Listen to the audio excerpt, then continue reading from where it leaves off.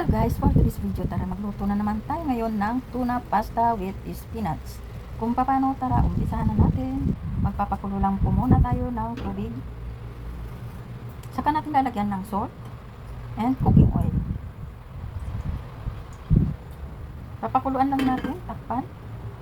At kapag kumulo na, ilagay na natin ang ating pasta. Ayan. Hanggang sa maging al dente.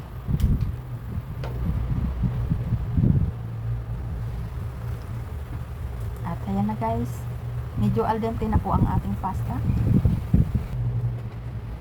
I-drain lang natin, ayan. At kapag na-drain na, magsasalang lang po tayo ng isang kawali. Lalagyan lang po natin ng olive oil. Lalagyan po natin ng bawang. Isa-gisa lang. Saka natin ilalagay ang ating cherry tomato. Ayan. Papalambutin lang po natin ang ating cherry tomato. Saka natin lalagyan ng lemon juice. Halu-haluin lang natin. At isunod na rin natin ang ating tuna.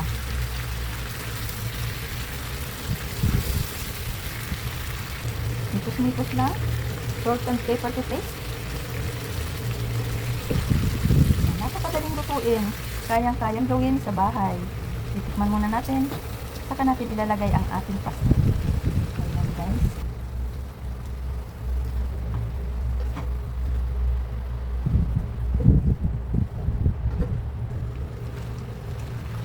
Masarap na, masustansya pa.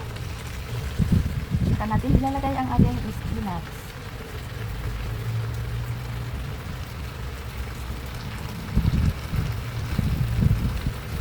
Haluin lang natin hanggang sa maluto ang ating spinach. At ayun mga guys, luto na ang ating tuna pasta with spinach. Yan, napakadaling lutuin. Thank you so much for watching. Bye bye.